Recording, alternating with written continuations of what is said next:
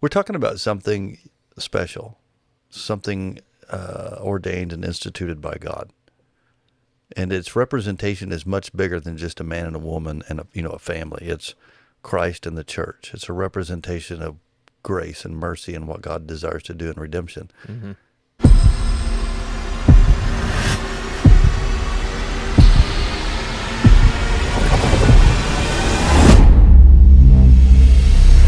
Well, welcome to the ReThink Podcast. We're not going to provide lots of fodder for outtakes because we're talking about marriage today. We're all going to be real careful. We're going to follow the advice of James. We should have brought our wives on here. Be slow to speak. Well, Mr. Baker thought that'd be a good idea, but everybody else vetoed it. I still do.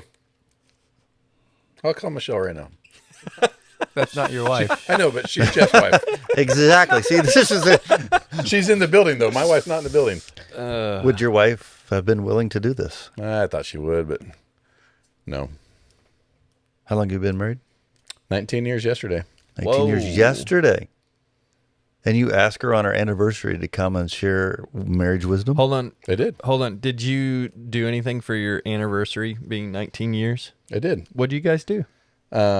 We woke up about the same time. Did you go to Grandma's kitchen? No, we didn't. I woke up earlier. Go to Grandma's kitchen? I came home, took a shower, woke up all my kids.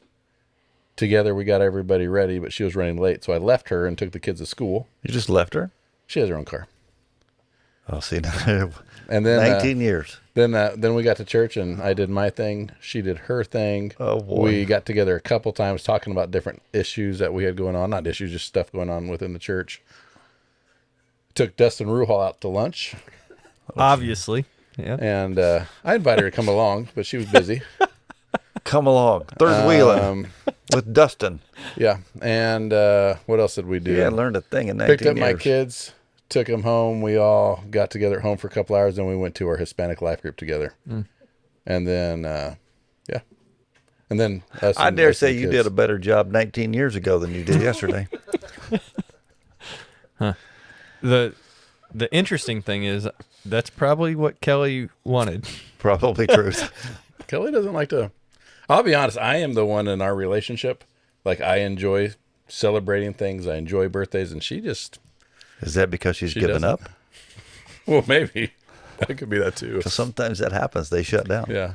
So, anyways, I asked her to come today, and she was willing to come. She should be here to defend herself. Until I told her why I wanted her to come, and then she's like, "No." Well, I got why stuff did to you do. tell her you wanted her to come? Oh, I told her because her input would be awesome on the podcast today. When only Michelle shows up, because I knew Mandy and Megan would not. Yeah. My wife's at work. She couldn't come. My wife's at work too. So No, we had a good anniversary though. we're coming up on our 20 Man, 20 years this year. June 19th. So 20? 20 years. June 19th. Yeah. What are you going to do? We are actually taking our family Going to go over to a on a Hispanic road Life trip. Group and Dustin Ruhal for lunch? No.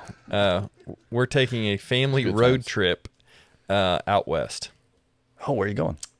Glacier National Park. Oh, you're going way far in west. Yellowstone. You going to drive? Uh-huh. And Grand Tetons. Is did this going that to be like once. the movie RV? Grand Tetons. We hope not. Okay. We're not taking an RV. We're taking a vehicle and Airbnb. We did that. 6 of us. That was before we got the youngsters. And that was a long trip. 1,945 miles to our final destination before we turned around to come home. Yep. Libby, Montana, Glacier Park. Nice. We're kind of following your footsteps. I remember you saying that several years Incredible ago. trip. Did And- you get that cabin? No. So we got a cabin in the up by Glacier by Libby. It's a free for preachers cabin. It was a trapper's cabin. My wife says to me after 1,945 miles, we pull into this place with no electricity, no running water. These rodents running around on the roof when we lay down in bed at night. She said, "We'll talk about this tomorrow." Yeah, that's why I didn't go ahead and book that one. Turned out to be incredible. We were there for 7 days, and it was like slow down time. They did have running water. It was a tank up the hill. The toilet outside didn't go over real well, but I stayed at one of those while I was hunting one time. awesome. And she actually would now tell you it was an incredible experience, but I thought it was the last one. Thought you might end But up there, huh? we went through, what's that place called in South Dakota, right in the middle? Badlands? The Badlands. That's Yeah. incredible. Mm-hmm. Really cool there. And then we spent 3 nights at Mount Rushmore area and did all those sites. That's cool. Yep. Then you go by Devil's Tower. Mm-hmm. You got a good trip planned. Yep. It's going to be good. Yellowstone's incredible. We're going to take 2 weeks. I still think it's going to be rushed for 2 weeks because we're going to try to get a lot in, but We did 17 nights, yeah. but 7 of them in the middle were free. And then I bid the rest of those were hotels. Back in the day, you could bid them on Priceline. Oh, yeah. I remember that. Got a downtown hotel in Kansas City for the way back for $25. It wasn't worth it. Nope. Nope. Ooh-wee. That's going to be a good time. Yeah. So that's for how many years? Our 20th. So Caleb, you have 1 year to You're start taking planning. your whole family, Yeah. not just your wife. Yeah. Well, yeah, preferably I would just take my wife. Took my but wife to Ireland. She would. But your wife wanted the kids to come too? 34 years. Yeah. I mean, she likes getting away, but after about, I don't know. She don't want to spend 14 days alone with you, I can tell you. Yeah. That's for sure. Yeah. So. Hey, Hey, come here. Let's go up this mountain. It'll be fun. let's run over there and let's run up here. We went to Hawaii for our 15th, I think. And That was already 5 years ago? Wow. And she said, I think it was 15. I don't know. I think maybe we went for our 15th, but we didn't go on the 15th. Anyway, she said she was really happy to get back because she was so tired from our vacation. From hanging out with you. From rucking every day. We did. We put in the miles. So Levi, how long? It'll be 9 years this year. Wow. 9 years. Doesn't seem that long either. Wow. I thought Time you were still in flies. high I know, school. we hide that one pretty well. She does. yeah, you're showing the age there, buddy. 9 years, 2 kids. Wow. How Lot old were can you when happen. you got married? Hmm? How old were you when you got married? I think I was 21, she was 20. What about you guys? We were 23. How old were you, Andrew? I was 20. I was 22. 22 or No, 20, 20 as also? well. Yeah. Yeah. And my wife she's an older woman. Mine is too. Cougar. Sorry. We were 22. There's your fodder right there. 6 months older. My wife's a She year looks older. way better, though. Yeah. She looks younger than I do. Is Kelly older than you too? No, she's younger by 6 weeks. Oh. You're older, right? Kelly's Yeah, actually yeah. the only female I dated that was younger than me. How many women did you date? Couple. At the same time? This is where I'm staying silent. There'll be lots of opportunities here to really make some big mistakes. So just walk. There was only Carefully. one worth dating, and her name was Kelly. Amen. The others were not. I started dating Michelle when we were 16. Start with the best, and that's it. You're done. I think so. Your parents Make are sure you still, put that on an outtake. your parents are still together. Your parents are still together. My parents are still together. Mine are deceased. Yours but are they deceased, were. but they were And her together. parents were as well. I think there's something to be said about generational commitment. That's the case for all of us, isn't it? Mm-hmm. Yeah. Wow. I think that's a huge thing of like, because marriage is not easy. No. But I don't know how my wife does it. you know, it's this commitment to really going through the good times and the bad times, and It's a covenant. it is. And I know my parents, they watch the podcast, so they'll see this, but you know, they didn't always have the perfect marriage, you know what Nobody I'm saying? does. But they stuck it out, and they're still sticking it out, you know? And there's a lot to be said about the commitment to one another, but also to God in the midst of all that. I think Michelle would be okay with me saying, I had the impression, I guess we do, that it's just going to get smoother and smoother and smoother. We just have new obstacles to deal with, new issues. I think we deal with them better most of the time than we used to. but it's still not perfect, but it's really good. Mm-hmm. Explain maybe the difference for us and for the studio audience. Well, that's just Stefan. We're about to the audience. lay down some truth for Steph. What's the difference between a covenant and just a contract or a commitment? Mm-hmm. Biblically, what's the distinction there? Because we're talking about something special, something ordained and instituted by God, and its representation is much bigger than just a man and a woman and a family. It's Christ and the church. It's a representation of grace and mercy and what God desires to do in redemption. Mm-hmm. How does that play? How do you say a covenant is different? I think in the simplest terms, a contract is you do your part, I do my part. You break, any part of that, then the contract's null and void. Whereas a covenant is I'm going to do 100% of it, regardless of what you do. And when you break it, I'll still be faithful. And when I break it, the other person's still faithful. And the piece that's really powerful is the fact that God gives us the covenant in order. So when we break it, he's still faithful. Mm-hmm. And I think that's a thing. And so like in marriage, and this is what happens, you see couples enter into a contractual marriage versus a covenantal marriage. And the contracts ones, well, he did this to me, or he didn't fulfill this need, or she didn't, meet this expectation. So therefore, I'm done. Mm-hmm. And a covenant says, man, I feel like I'm giving 100% over here, and you're giving 20%. Let's keep moving forward. Sorry, getting fired up, spitting on Jeff. So it's these mics. That's an important distinction, right? Because if you're just going to meet in the middle, mm-hmm. There's it's old now. Shannon Doe, I think was the group, did a country song, "Meet You in the Middle" kind of thing. Oh yeah. And you start walking your way, and I start walking mine. Yeah. And all you're going to do is butt heads mm-hmm. if you're going to meet in the middle, right? You're going to be like those two rams that just keep clashing with each other. You've got to be willing to 100% surrender, and that's why I think Paul's words in Ephesians 5 are so important to keep in context here with us. Submit to one another out of reverence for Christ. Really, ultimately, marriage is about a test of your submission to Jesus. It's not about the other person. Mm-hmm. It's not about their response or what they bring to you in the relationship. It's a reflection of your submission to Jesus.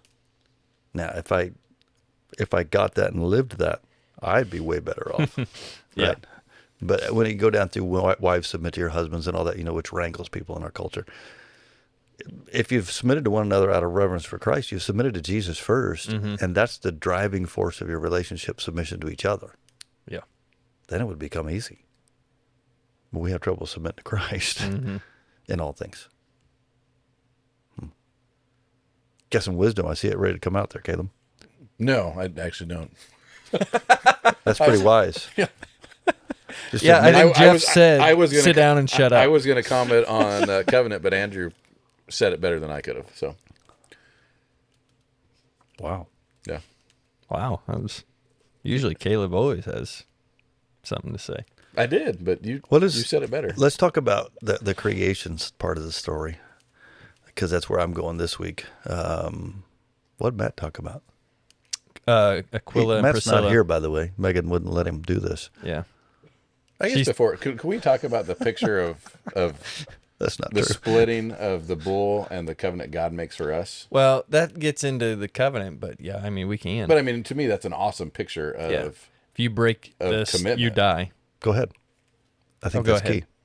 I mean, I feel like you know it better than me, but I can't. Well, you brought it up. You brought it up. Okay, so You better do it. I'll just correct you. it's Levi will fact check me. That's how marriage works. God with Abraham, correct? It's Abraham. Uh-huh.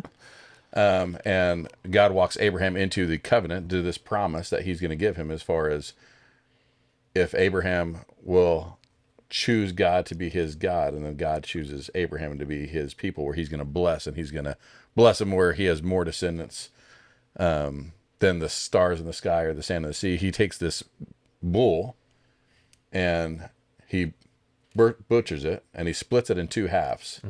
And God and Abraham, they walk. Actually, Abraham doesn't walk through it. That's true. He makes him fall into a I deep guess sleep. Culturally, how it is, the two people going to covenant would walk through it together, signifying that if one or the other breaks the covenant, they're as good as this bull that they're walking through. Yep. And so when God does it, He does it twice. Same thing with us. Yeah. He walks through it, signifying he's walking through for him and for us, saying that he already knows we're going to screw up. Yep. It's But foreshadowing. regardless, It's foreshadowing what he literally did with Jesus. he's going to walk through it. Yes, and so then Jesus becomes that sacrifice for us. But it's the same way. So like when you get to Ephesians and you're talking about women submitting to her husband, or men, love your wife as Christ loved the church, like what he is really saying there is Christ was willing to give his life. Yeah, I think the calling there in that passage, wives submit to your husbands, or husbands love your wives as Christ does the church, is more challenging for the men. Oh, for sure. Totally. So I was talking to our friend that is Jewish Oh, yeah. about the whole creation and man-woman thing. And it was interesting, his perspective on this, and I think he has a lot of valid points on this, is the creation of man and woman are equal but different. And it starts right there in the garden. It's not a lot of people think like God ordained man Suitable first helper and- is like, I'm going to get me a little helper to help me with Right. whatever. It's a equal perspective in a different way. And so it's because ultimately marriage is supposed to be a reflection of God's glory and his goodness. And by ourselves alone, we will never accomplish the things lacking in our lives. So marriage is supposed to be a picture of more of a character of who God is.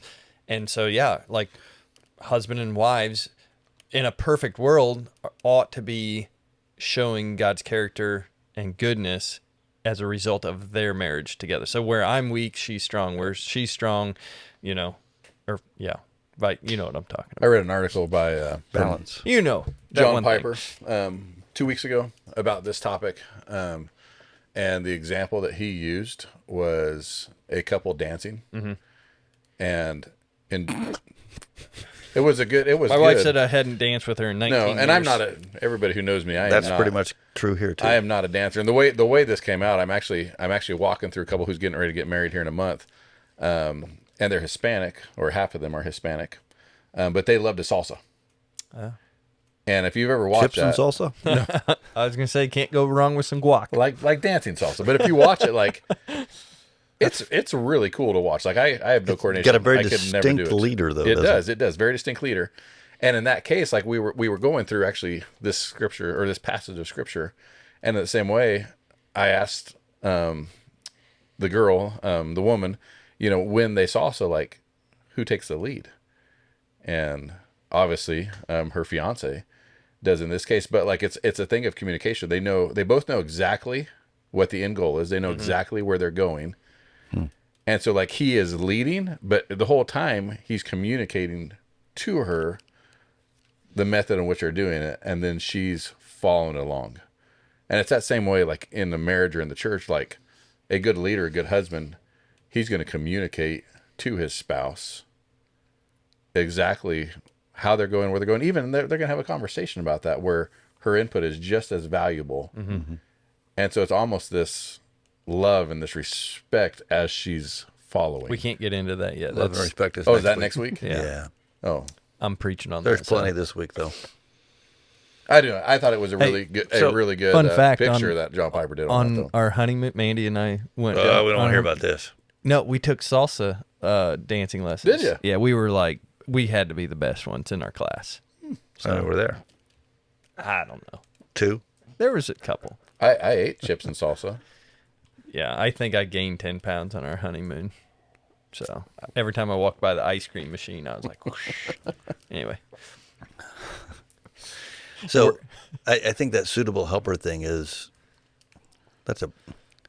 the English of that, and our understanding of that now is kind of diminishes what really has been communicated there. I think you can't separate chapter 1 and chapter 2 in Genesis. Chapter 1 is the summation of the story. Chapter 2 is like zooming in on the focal point of men and women and the roles and responsibilities and what God intends and desires in that relationship that he's created there. And so, chapter 1, it has to be kept with it. They, mankind, they, man and woman, were created in the image and the likeness of God. So there's no better or worse there. There's no more important, less significant. They were created in the image and likeness of God. They were formed by God, different than everything else he's described in creation, where he's spoken into existence. Now he's formed, he's fashioned man and woman from the dirt and from a rib. He breathed life into both of them. His ruah, his spirit, breathed life into both of them. So there's a very solid establishment of equality there in many ways, but they're different. Yep. Why does the fact that they're different have to make one better than the other? It doesn't. Right. They have different roles. I think that's so important in the culture we're living in right now there's a whole movement of like feminism. And I think that's really important to understand. Like, men and women are equal, but they are different in many different ways. And it's really about like living the way God intended us to live. That's where satisfaction and purpose and fulfillment will be found, is in the plan that God has and the way that God says, we are to live. And so, it's not this diminishing, but it's also not a like elevating out of a reaction either. Right. It's really it's a submission. Both men and women submitting their lives to Christ. That's the key to really living as God designed us to be. You see how important it is when you get to chapter 3. What's the first thing that Satan does?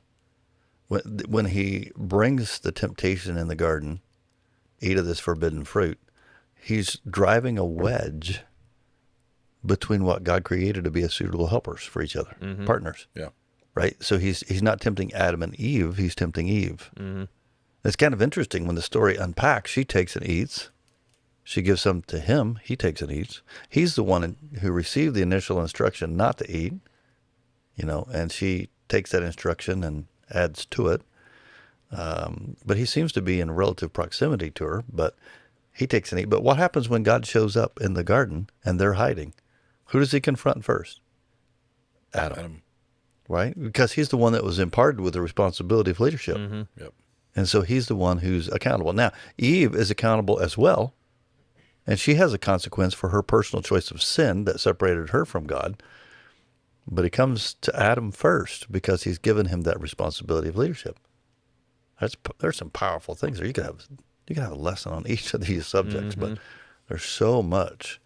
But God created that relationship on purpose to be complementary, and the differences are to help each other. They also drive us. I mean, in a lesser marriage. I was really waiting. I don't really know what you're talking about. I don't know. I was just waiting. They drive my wife nuts. But yeah, how about that? Because we're different, but we're different by design. Right. If we're the same, one of us is irrelevant. Yeah. Okay, Mr. Wise Guy, what's your wisdom? His wisdom so far is he's not said anything. I'm just taking it all in. I've only been married half the time of you guys, so. Yeah, I'm moving on. I'm listening. 35 years. I've been married Okay, like longer a than third. you've been alive. So I think Matt was talking about Priscilla and Aquila this past week, and he's going to talk about it next week in Clay County. But one of the things that our group went really long last night, like over 2 hours of discussing. Wow. So marriage is like obviously something people are wanting to know about. Cult gathering.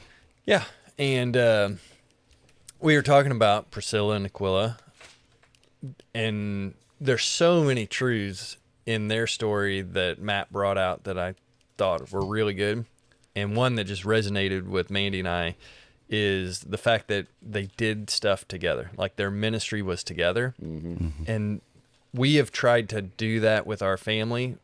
Like her and I, even in Bible college, we didn't do like a men's group, women's group. We went to life group. And so we've always tried to do things together and like tried to stay in step with God together. So whether it's going on mission trips or serving or doing groups or whatever, it's not like my ministry and her ministry. It's what God has called us to. And then when we added kids to it, we brought our kids into that, and everything we've done is focused on what God has called us to be a part of.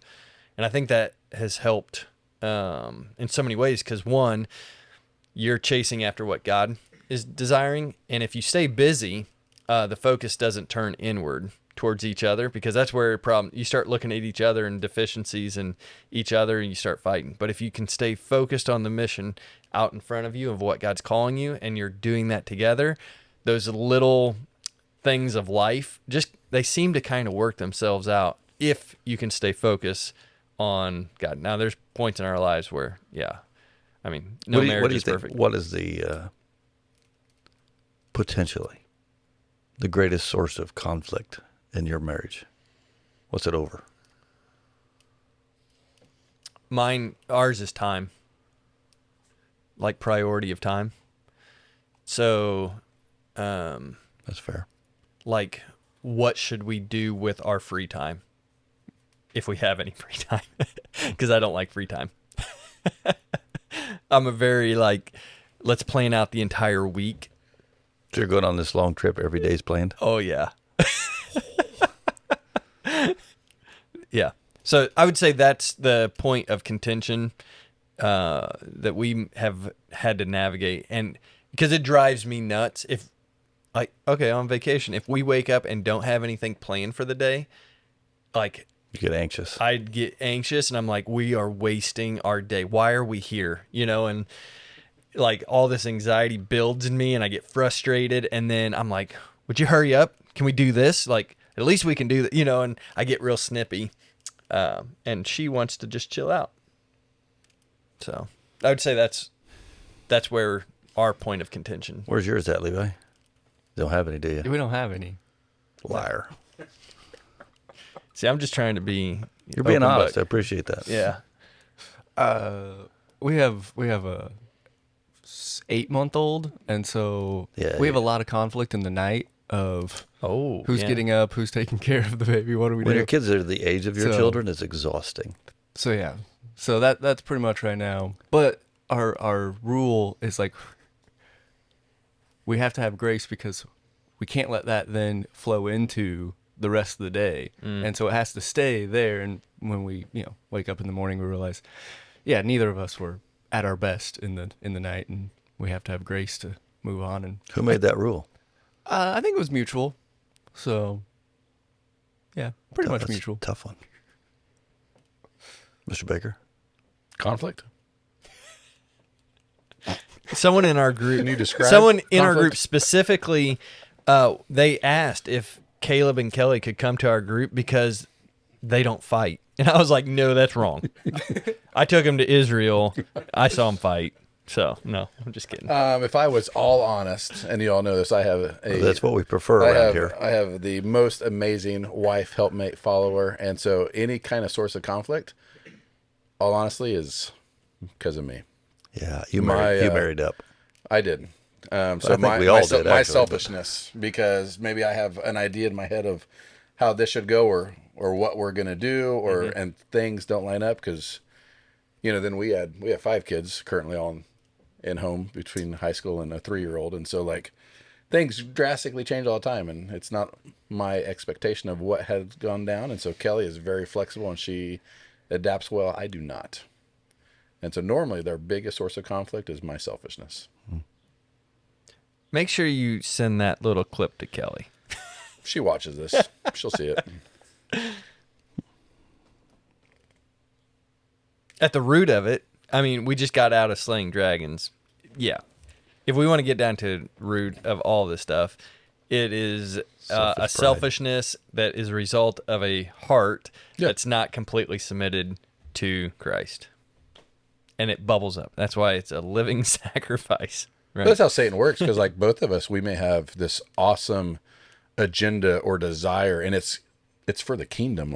There's some awesome goals, but if something changes one way or the other, that it doesn't go to plan. Nothing ever goes to plan. That woman you put You here, know? God. Yeah. And so then, it is that. And then we start making excuses or we start blaming or whatever. Yep. But ultimately, I would say like probably my reaction to things cause it. Yeah, one thing I'm aware of, but obviously have not mastered, is like the more content my heart is with God and my relationship with Him, the more content I am with my wife.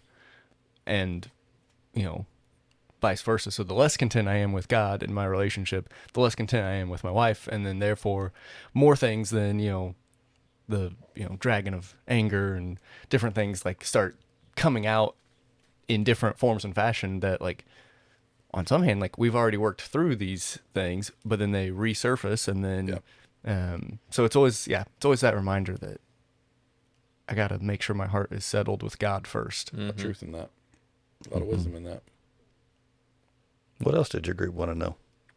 Oh, they had all kinds of questions for Caleb, but What? they're not appropriate.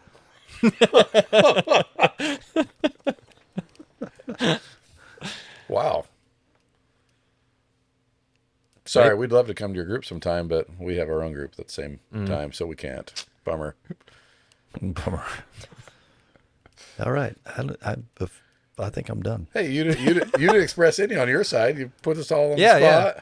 What's yours?